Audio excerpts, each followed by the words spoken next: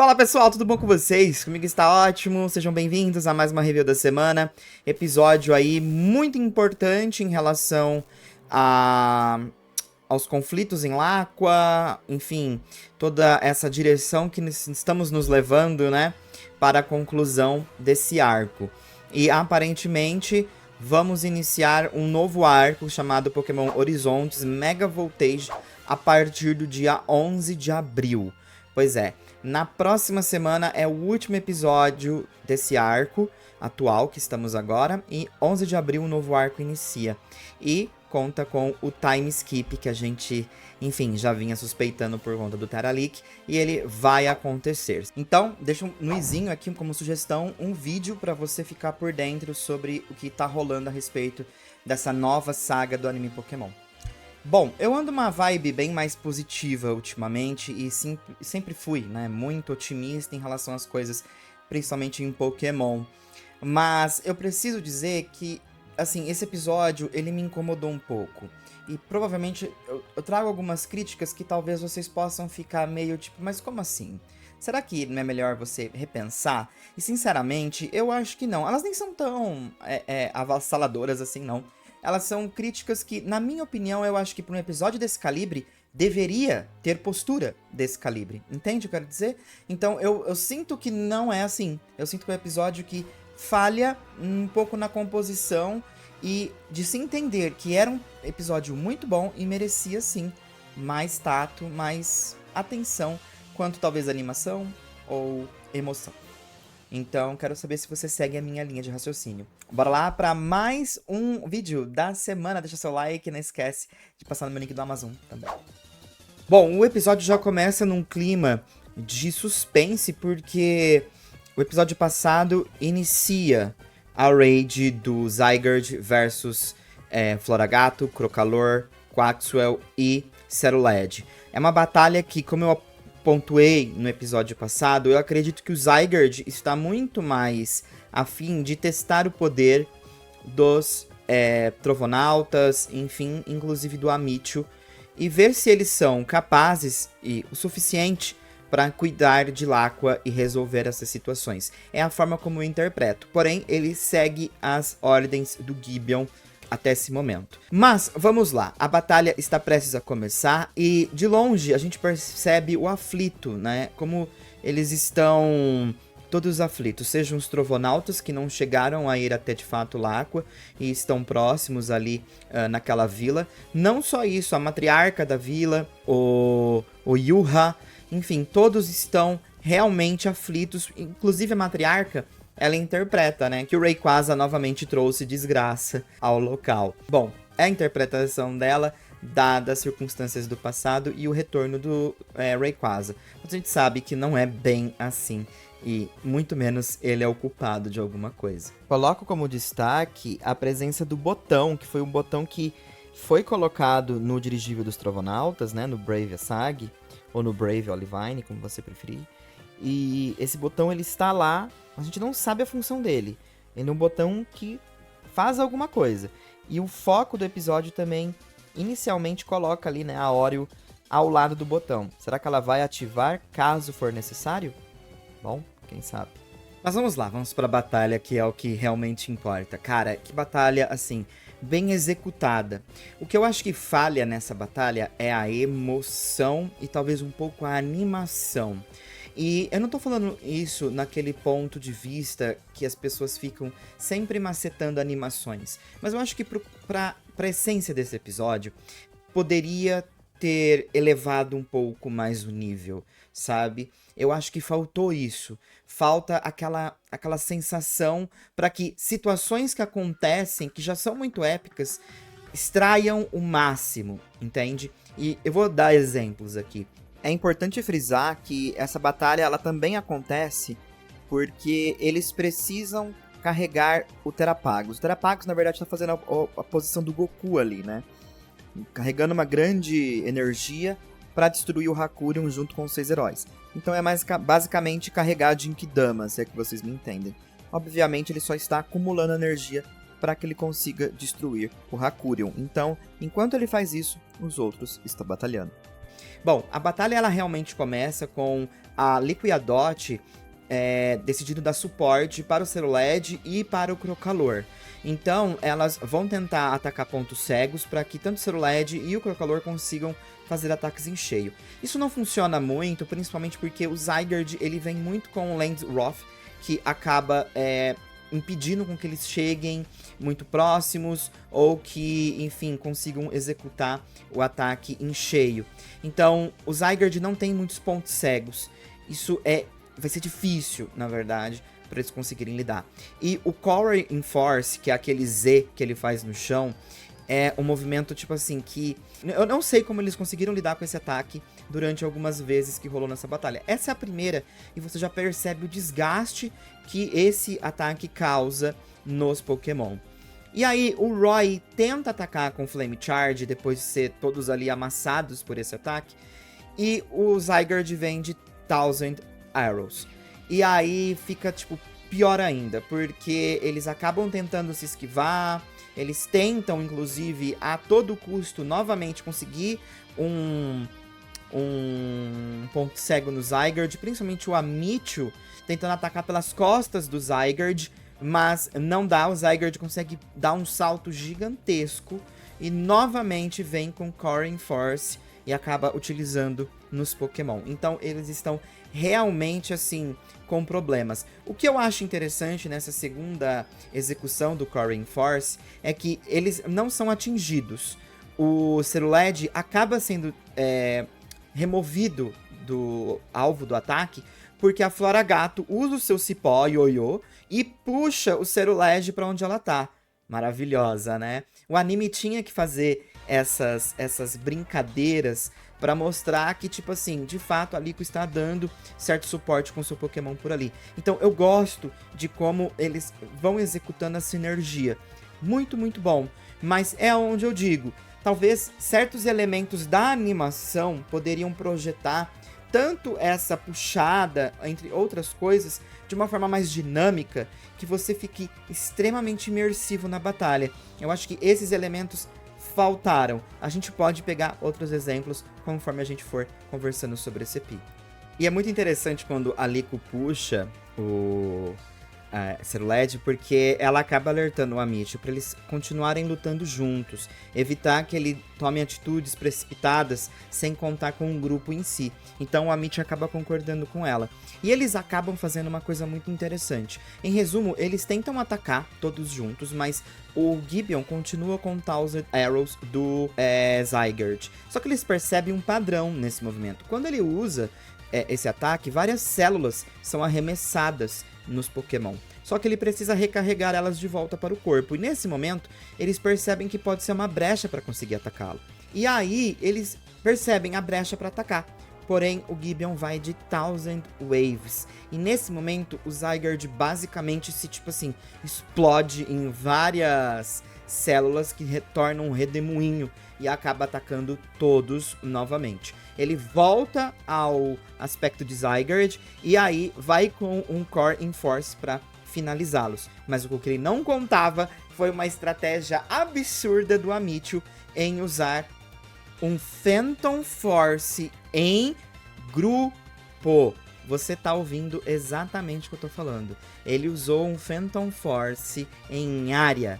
Levou todos os Pokémon para baixo da terra e todos apareceram em cima da cabeça do Zygarde e conseguiram finalmente emplacar um ataque. Cara, foi muito gostoso de ver. E essa cena, essa jogada, da forma como foi, é como deveria ter sido o tempo todo, sabe? Exatamente como uma batalha ninja, um se esquivando do outro, uma loucura. Eu acho que faltou esses elementos o tempo todo, pra batalha ficar, tipo, realmente intrigante, ficar um espetáculo as cenas. E você só ia acompanhando, e quando você perceber, você acompanhou umas trocentas cenas de uma vez só. Foi muito, muito bom essa jogada do Amityville. Após esses ataques, eles começam a contra-atacar o Encore Force. O que foi interessante, porque a gente percebe que pelo menos 2 Pokémon conseguem lidar com esse raio do Zygarde em formato de Z. E aí, conforme 2 Pokémon bloqueavam um ataque, outros 2 iam pro ataque. e aí acabavam refletindo o ataque. Então ficava aquele efeito meio dominó até que eles conseguissem atacar o Zygarde por si só. Eles até conseguem, porque o Zygarde inicialmente ele usa o Thousand Arrows novamente e faz com que os Pokémon acabam sendo atingidos, mas eles conseguem aguentar o poder. E logo depois, eles vão pro ataque e o Zygarde meio que, tipo assim, acaba permitindo que esses ataques cheguem até ele por conta do Gideon.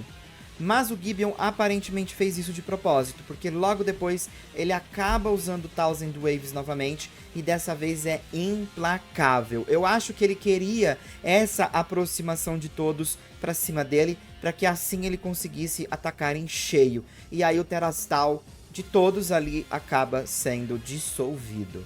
Ponto importante também que você pode estar se questionando é a respeito do porquê que eles não estão trocando de Pokémon nessa batalha. E por conta do Thousand Waves. O Thousand Waves impede você de trocar Pokémon, a não ser que o Pokémon seja do tipo fantasma. Então, no caso, o Amityville seria o único que poderia trocar de Pokémon nessa circunstância. Nisso, todos estão no chão, mas o Zygarde vai de Encore Force novamente e a Floragato acaba soltando um Magical Leaf com força total para impedir que aquele Encore Force chegue até o Terapagos, porque, como eles já estavam no chão, o Gideon queria impedir que o Terapagos continuasse reunindo energia. Só que a Liko impede com o Floragato. E a Liko vai até o Floragato e fala: Floragato, eu estou do seu lado, aguente mais um pouco por conta do Terapagos. E com essa força, essa animação da Liko, a Floragato acaba explodindo ali em energia e acaba evoluindo para a Meowscarada. É uma cena muito legal, e inclusive eu estava em live no meu react com o Gusta, você pode acompanhar o Telegram aí embaixo. E é muito interessante porque lembra um pouco aquela coisa meio transformação à la Sailor Moon. Ficou muito legal esse momento da evolução. E é interessante como a Floragato, agora como Meowscarada, encara a Liko, né? Uma frente à outra. Então você faz aquela linha do tempo na sua cabeça de Sprigatito até esse momento.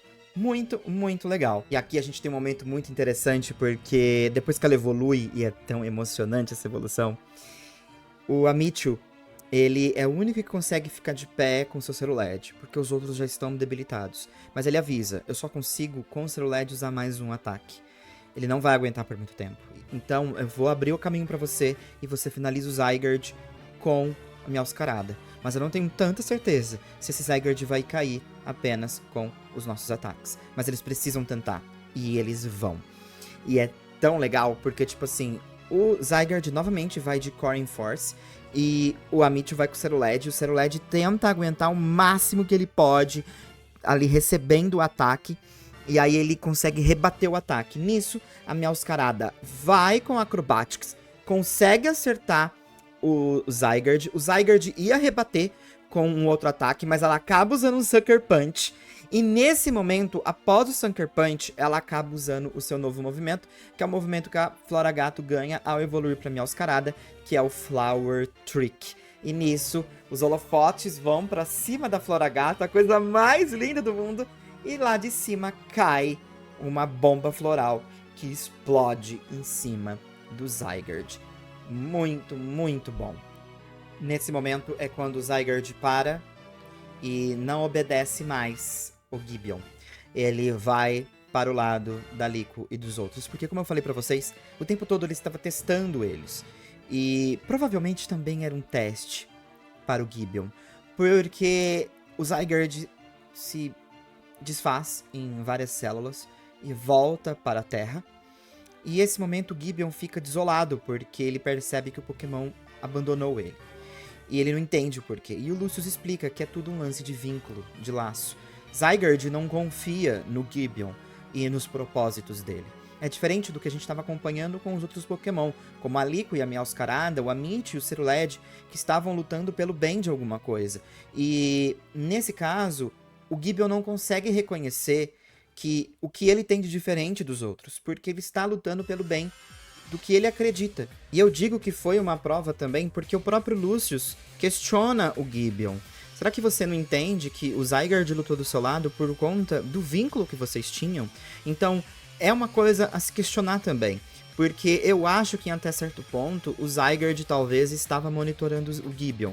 Mas eu acho que talvez existia sim algum tipo de vínculo entre eles. Mas o Gideon, ele, vamos dizer assim, não foi capaz de respeitar esse vínculo. Porque ele só pensava em poder, na ciência. E o vínculo entre Pokémon e humano vai além disso, supera isso. Então, são coisas que ele não compreende muito bem. E ele até fica muito nervoso, porque ele percebe que ele foi vencido novamente por alguém que compartilha o mesmo sangue do Lucius, né? Que é a Liko. Então ele fica muito, muito nervoso, a nível de ficar, assim, perturbadésimo ali. E aí o Terapagos dá um grito. Nesse momento é quando ele reúne todas as energias e leva os 6 heróis e ele mesmo até o centro ali do Hakurion. E ele vai para sua forma terastal, que é a Stellar Form. E o episódio termina com esse momento, aonde ele provavelmente quer finalizar de vez com o Hakurion. Mas será que as coisas vão ficar assim? Eu acredito que não, porque por conta do preview a gente já percebeu que teremos movimentações do Spinel no próximo episódio. Então, o episódio termina assim, com esse clima do Terapagos dando o último suspiro. Basicamente foi o lance da Genkidama, se você for parar pra pensar, com todo mundo lutando e, enfim, tentando ganhar tempo pro Goku energizar a sua Genkidama. É quase a mesma coisa, mas não exatamente a mesma, mas o propósito é muito semelhante aqui.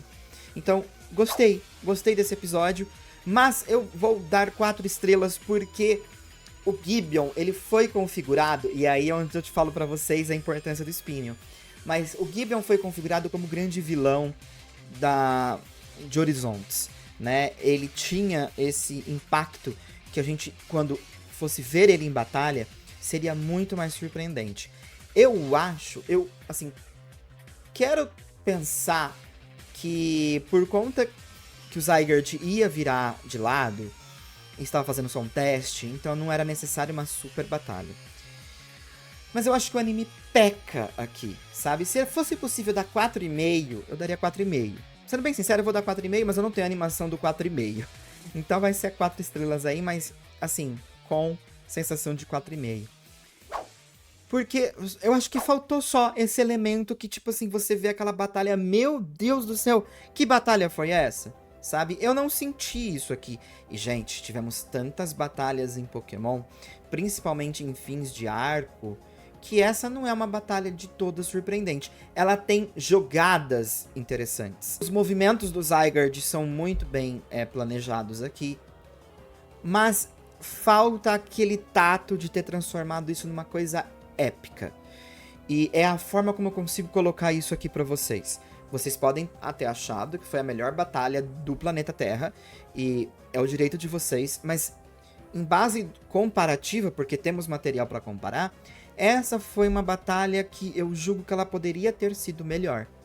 Porém, o conjunto da obra é muito bom, então por isso meus 4,5 aqui, 4 estrelas, né? Eu só achei um pouco estranho. E, sinceramente, me incomoda como o Gideon branda por aí que ele é o cara da ciência. Que ele faz isso de novo nesse episódio. Quando o Lucius vem com todo o lance de vínculo e etc., ele bate no peito e fala: vínculo, confiança, são coisas que não dá pra você testar, se apegar. A ciência é o que importa.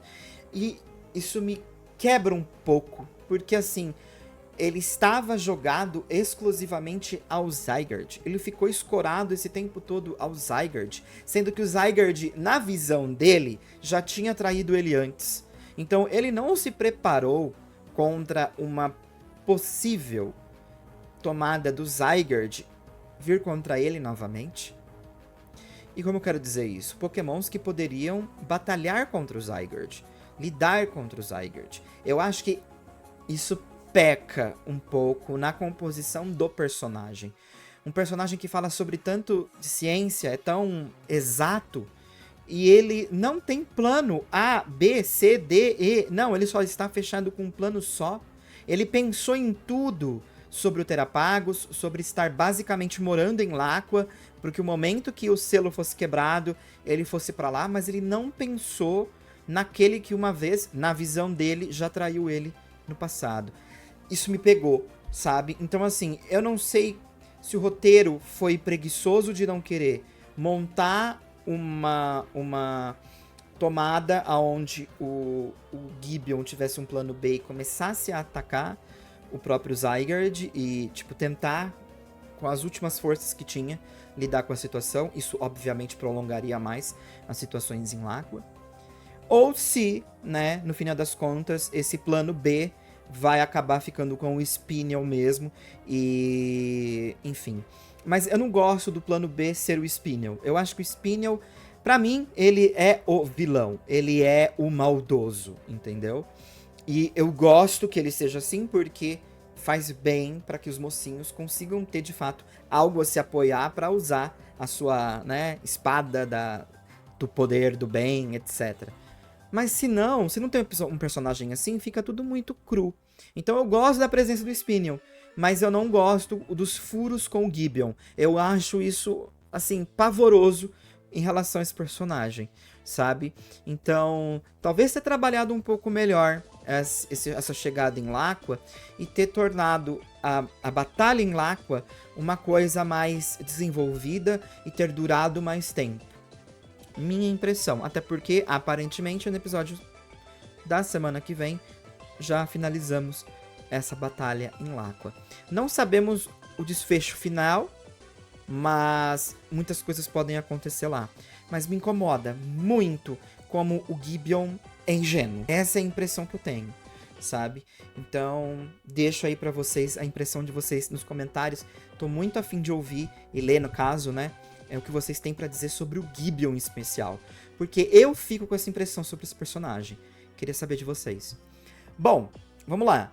Sobre a Liko Meowscarada, cara, é muito legal, porque eu vi na internet agora há pouco, eu não cheguei a fazer as contas. Mas, se eu não me engano, de Sprigatito a Floragato foram mais ou menos 42 episódios, ou 43. E de Floragato a Meowscarada foram 42 ou 43. Eu tô na dúvida dos números pra cada uma, mas foi na casa dos 40. Muito legal.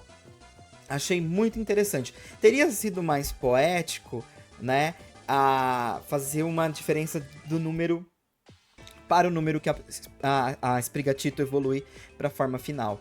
Mas eu entendo que fazer essa brincadeira poderia ser mais problemático para conseguir estruturar o momento da evolução. Mas gostei do time que tivemos com o Sprigatito, do time com o Floragato, e agora Meowscarada. Assim, cara, que emoção a evolução. Eu confesso que a hora que eu vi a Liko correndo ali, eu fiquei tipo, meu Deus do céu. Ela vai se jogar no meio do ataque do Zygarde e do ataque da Floragato. Pelo amor de Deus, não faz isso. A gente já viu isso no passado. Eu não tô afim de ver você virar pedra. Mas não, ela vai lá pra dar moral pro Pokémon dela. E eu acho isso muito legal. E, assim, dada toda a conexão inicial com o Sprigatito, um Pokémon que era livre, mas passava muito a impressão de ser mais rebelde. E ver essa união das duas é sensacional. É uma personagem que você, assim, com a Liko, é muito bom ter essa personagem que cria laço, sabe? Eu gosto muito disso. Qualquer coisa que eu acompanho, eu já me apego muito à personagem. Mas eu gosto muito de quando o personagem consegue trazer essa humanização, essa tipo, tô com você. Eu gosto demais. E é muito orgânico, é muito gostoso de ver. Então, tô muito feliz, e principalmente em relação à evolução. Sobre o esquema das batalhas, porque eu me apeguei a falar das animações, mas gostei demais das estratégias, tá? E gostei demais da forma como o Zygarde luta aqui também. Todo o lance de escolha de movimento, de como eles vão tentar se safar, eu gostei. Só o lance da animação, acho que poderia ter deixado mais épico, sabe? Me parece só uma pintura, que faltam uns detalhes pra deixar aquilo, sabe? Surpreendente. Essa é a minha impressão. E o Terapagos, né? O Terapagos chegando assim e voando até lá em cima junto com os 6 heróis, com esse momento especial, e o Stellar Form surgindo, provavelmente para acabar com a situação de uma vez por todas. Mas como eu falei pra vocês, o Spinel, ele ainda tá ali, ele só tá observando, e é interessante como o Spinel, ele é um cara cruel mesmo, né? Porque enquanto os outros exploradores estavam chocados com a queda do seu líder, tanto o Spinel e a Agate, eles não demonstram nenhum tipo de compaixão pelo líder, surpresa. Eles só estão com um olhar, principalmente o Spinel, de decepção ou superioridade. Então a gente vai acabar encontrando isso provavelmente no episódio seguinte. Tô muito curioso pra ver como vai ser esse EP. Acho que vai ser muito bom. Então, gostei, né? Poderiam ter usado outros Pokémon, mas eu acho que o roteiro se safa com o Thousand Waves, que impede esses Pokémon de serem trocados. Mas espero que agora no próximo episódio a gente veja os outros em ação também. Episódio muito bom. Dou 4 estrelas com sensação de 4,5, porque é isso aí. Quero saber a opinião de vocês. A gente se vê na próxima semana com o último episódio desse arco. E lembrando que as próximas 2 semanas, depois da semana que vem, né? A semana que vem ainda tem episódio. Vamos ficar 2 semanas sem anime Pokémon. Não esqueça de conferir meus reacts no roxinho ou passar no roxinho, porque a gente assiste toda semana ao vivo. Ou quase todas, né? Porque às vezes o programa de streaming não funciona e aí a gente tem que skipar. Forte abraço, uma boa semana pra todos. Muito obrigado pela atenção de sempre. A gente se vê na semana que vem, mais uma review da semana. Beijo pra todos. Me diga aí nos comentários o que vocês acham. Deixa seu like, ajuda demais. Não esquece de passar meu link do Amazon também. Tchau!